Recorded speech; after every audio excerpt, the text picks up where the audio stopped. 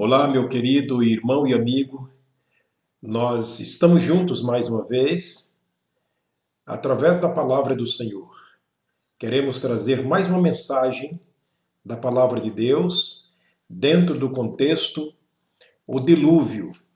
Esse é um assunto que nós temos comentado nas mensagens anteriores e algumas questões para as quais eu quero chamar a atenção do amigo, do irmão, através da palavra do Senhor, dentro daquilo que nós já comentamos durante as mensagens anteriores.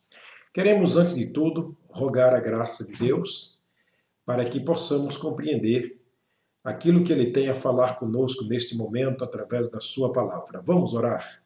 Senhor, obrigado por estarmos juntos mais uma vez através dessa mensagem. Pedimos que a Tua graça e a Tua misericórdia seja sobre as nossas vidas. Abençoa a pessoa que neste momento está me ouvindo, Pai, que o Senhor esteja guiando a sua vida, orientando e abrindo sobretudo a sua mente, a nossa mente, para que possamos compreendermos a Tua palavra. Guarda-nos de todo mal, nós oramos no nome do Senhor Jesus. Amém. Portanto, querido, nós temos falado nesses últimos dias, como dissemos, sobre o dilúvio, aquele grande acontecimento que aconteceu nos tempos passados, especialmente na época de Noé. E alguns fatos que me chamam muita atenção sobre o acontecimento do dilúvio. É que Deus, todos os dias, Ele esteve avisando ao povo quanto aquele acontecimento. Deve estar lembrado que nós repetimos muitas vezes o capítulo 3, versículo 7 de Amós, quando Deus diz através desse profeta, que Deus não faz nada sem que primeiro avise. Então Deus, na verdade, Ele foi bondoso, misericordioso, e na sua misericórdia Ele levantou Noé para pregar a sua palavra todos os dias da sua vida, isto é, durante 120 anos ele pregou a palavra de Deus para aquela nação, aquelas gerações de povo rebelde, contumaz, de cerviz dura e que fizeram realmente surdos para não ouvir a palavra do Senhor. E Deus, insistentemente, Ele o chamou. Ele manda preparar a arca para a salvação do povo. Mesmo assim, o povo não quis. E Noé, insistentemente, todos os dias lhes avisava sobre o grande acontecimento que viria sobre a face da terra. Noé foi muito claro nas suas mensagens em dizer àquele povo: Deus está dizendo que vai mandar um dilúvio sobre a terra e um dilúvio que vai destruir todas as vidas. Aquele povo não lhe deu atenção.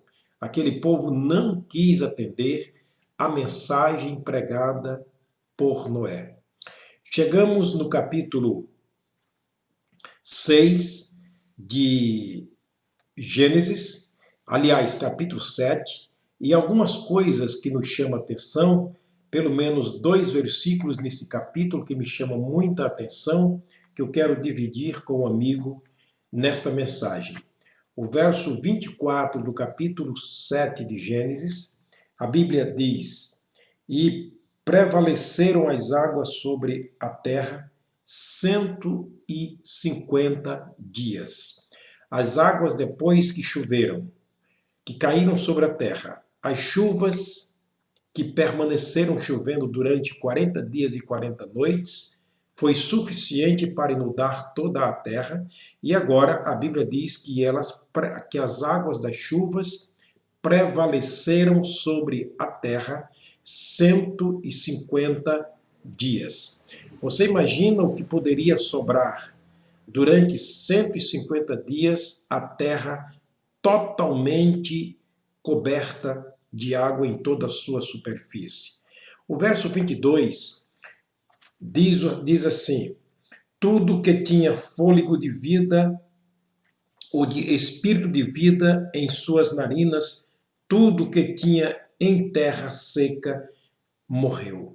Tudo o que havia, tudo que morava em terra seca, Tudo aquilo que tinha espírito de vida em suas narinas morreu. A Bíblia é muito clara em dizer que absolutamente não sobrou nada. Isso me chama a atenção quando a Bíblia fala sobre a extinção de tudo aquilo que Deus havia criado, de tudo aquilo que tinha uma existência. Agora eram simplesmente corpos mortos. Mas o capítulo 7, versículo 13 e o versículo 14, aliás, capítulo 8, versículos 7, 13 e 14, há dois versículos também que me chamam muita atenção. Diz assim: E aconteceu que no ano 601, no mês primeiro, no primeiro dia do mês, as águas se secaram de sobre a terra. Então Noé tirou a cobertura da arca e olhou, e eis que a face da terra estava enxuta. Depois de 150 dias, no ano 601 da vida de Noé, no primeiro dia do mês, ele levanta a cobertura da arca, ele olha para a terra e a terra estava enxuta, não estava seca, estava simplesmente enxuta, quer dizer, não havia água sobre a face da terra. No verso 14 ele diz: No segundo mês, aos 27 dias do mês, a terra estava seca. Agora a terra estava seca, levando em conta que Noé estava dentro da arca. Ele e toda a sua família estava dentro da arca.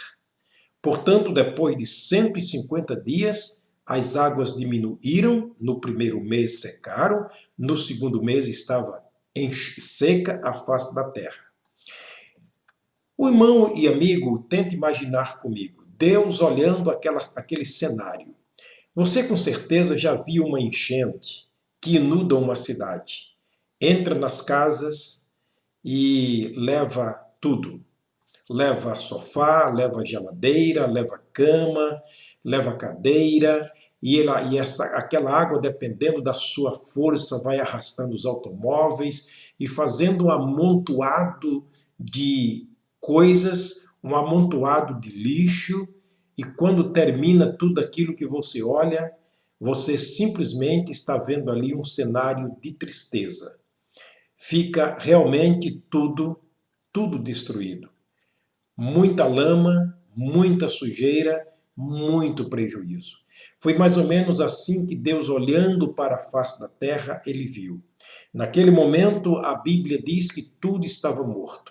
Você imagine quantos cadáveres de aves, de répteis, de animais, de toda espécie, de homens, mulheres, crianças, jovens.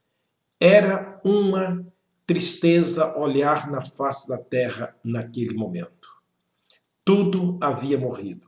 Imagino como Deus se sentia naquele momento, olhando para tudo aquilo que ele havia criado, e no começo do capítulo 2 de Gênesis, capítulo 1 de Gênesis e capítulo 2, ele diz que criou todas as coisas e viu que era muito bom. Mas agora tudo aquilo que era muito bom estava simplesmente destruído por causa do pecado do homem. Era a manifestação da justiça de Deus sobre o pecado dos homens naquela época. É aí que nós chegamos no capítulo 9 e a Bíblia Sagrada nos mostra algo interessante. E eu quero falar sobre o dilúvio e a volta de Jesus a este mundo.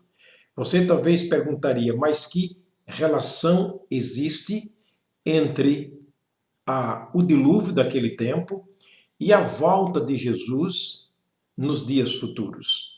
Bem, a Bíblia Sagrada é muito clara em falar sobre este assunto. E nós queremos, nesta mensagem, darmos aqui uma introdução.